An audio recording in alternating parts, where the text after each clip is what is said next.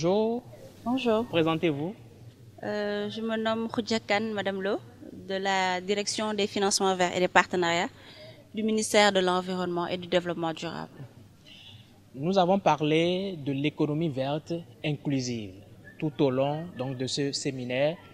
Quelle est la part qu'accorde justement votre direction ou même le ministère de l'Environnement du Sénégal à cette problématique-là aujourd'hui? Disons que la Direction des financements verts et des partenariats, déjà son nom indique beaucoup de choses par rapport à ses missions qui sont pour notre part la promotion de l'économie verte au Sénégal et aussi la mise en place d'outils ou de mécanismes de mobilisation de financement innovants. Donc, disons que depuis la création de la direction, qui est assez récente quand même, par rapport aux autres directions du ministère de l'Environnement et du Développement durable, je peux dire en 2013, dès 2014, nous avons entrepris des actions en faveur de la promotion de l'économie verte au niveau national.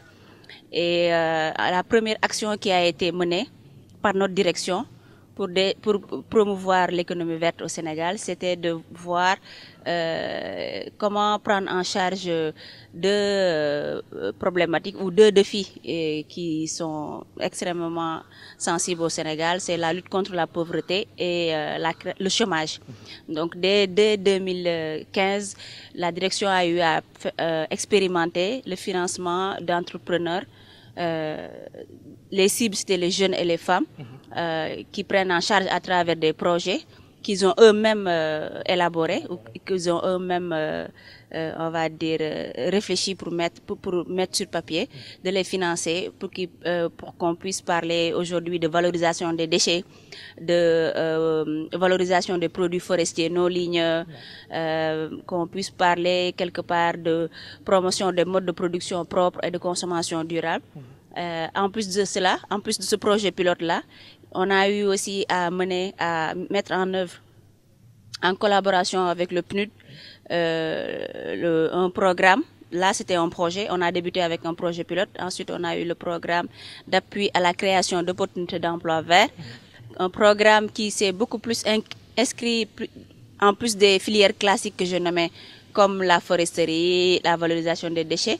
Il y a eu aussi cette mise en avant de technologies ou d'outils verts, comme les kiosques mobiles solaires, comme des éco-boutiques ou encore la mise en place d'une entreprise qui fabrique des kits ménages solaires. Donc, en termes d'action, en faveur de l'économie verte, notre direction est plutôt sur le terrain à essayer de démontrer aussi bien au public, dans le public où nous sommes, et aussi bien pour le privé, qu'il y a des opportunités pour le Sénégal de développer l'économie verte. Comme vous le dites, en la matière, il y a des projets, il y a des programmes qui sont développés, mais aujourd'hui, en termes d'impact, est-ce qu'on peut dire que ces programmes ou ces projets ont eu d'impact aujourd'hui? Comment mesurez-vous justement ces impacts? Pour le projet déjà pilote, il y a eu une capitalisation. Parce que moi-même, j'ai travaillé sur ce projet pilote-là. Pour le programme, c'était beaucoup plus grand et il y avait un coordonnateur qui travaillait en relation avec la direction. Mais pour le projet pilote dont je parle, où on a testé vraiment la rentabilité, la gestion et on va dire l'impact de ces projets qu'on finance auprès des sociétés à la base, puisque ces projets-là, ça concerne presque, on va dire, toutes les populations et surtout les populations qui sont dans les régions. Puisque le projet de promotion des emplois verts a eu à financer presque les bénéficiaires de toutes les régions, des 14 régions du Sénégal. Voilà.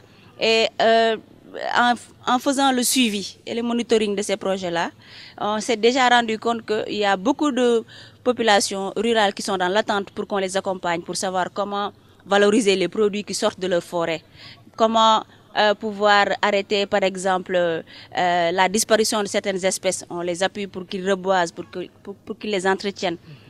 Pour les déchets, il y en a qui sont il y a des associations de jeunes qui ont été préoccupés par le fait de pouvoir non seulement enlever, mais aussi faire sortir quelque chose des déchets qui les envahissent de plus en plus dans ces villes-là. Et de là est parti beaucoup d'idées, comme Le recyclage de ces déchets-là, comment je peux dire encore, il y a, on appelle ça du broyat, qui est aujourd'hui pour les déchets plastiques solides. Donc ces jeunes sont accompagnés pour avoir des machines ou tout le dispositif qui leur permet de broyer les déchets plastiques, qui une fois broyés donne du broyat qui va être utilisé par les entreprises comme Sempa, comme Proplast, pour faire de nouveaux, on va dire, de nouveaux produits du quotidien, comme des chaises, les bassines, les poubelles, etc. Donc l'impact, elle est là, mais comme c'est un concept nouveau, parce que ces projets-là dont je parle, ou ces actions-là qu'on a menées, c'était dès 2014. Okay. À partir de 2014. Donc, de 2014 à 2019, avec l'accompagnement de Page, on est allé maintenant sur le côté beaucoup plus stratégie, politique, sensibilisation, plaidoyer au niveau des décideurs. On a pu montrer que avec des données, on a parlé avec cette formation-là des journalistes, on voit qu'on a parlé du répertoire opérationnel.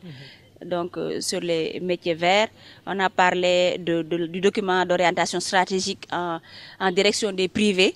Ce sont des documents ou des données qui ont été possibles parce qu'il y a eu dès 2014 une démarche de promotion et d'investigation. Parce que nous aussi, on va dire qu'on était dans cette logique-là de voir est-ce que les potentiels ou bien les niches qu'on est en train de voir ou qu'on est en train de nous comment je peux dire encore, de nous impulser au niveau, ça peut tenir ici au Sénégal. Et je pense que le fait que le gouvernement du Sénégal puisse depuis plus de 6 mois être sur la réflexion et la mise en place d'un PSE vert justifie que vraiment il y a un impact qui a été déjà mesuré. Et c'est possible, hein, aller sur les sites du BIT, les documents là dont on a parlé sont disponibles pour lecture donc, et information. Alors aujourd'hui, quels sont cependant, hein, malgré les actions qui ont été menées, quels sont les défis qui restent encore à relever, à votre avis? Voilà, c'est pour ça je pense que cette formation-là est importante parce que maintenant il s'agit d'atteindre la base. Voilà, d'atteindre le maximum de public. Il faut les journalistes. Voilà. Déjà que les journalistes soient éveillés sur cette question-là, savoir qu'il y a beaucoup de choses qui ont été faites pour promouvoir l'économie verte, pour pouvoir eux aussi mener leurs investigations, essayer de convaincre le grand public. Mais aussi, il y a ce besoin de comment on va dire, de plus rendre digeste pour le Sénégalais lambda, ce concept d'économie verte-là, qui n'est rien d'autre que des habitudes et on va dire, des comportements. Parce que quand on dit mode de production propre et de consommation durable, ça regroupe presque tout dans l'économie verte. Essayons de faire le moins de déchets possible, essayons de trier nos déchets. Ça se rapporte généralement, je veux dire, à tout ce qu'on fait au quotidien. Oui. Quand on parle de éteignons nos lampes avant de sortir de chez nous. Ne laissons pas les clim au bureau allumés toute la journée. Utilisons des lampes à incandescence à basse consommation, etc., etc. Soyons dans la construction de bâtiments économes en énergie. Tout ça, ça rentre dans l'économie verte.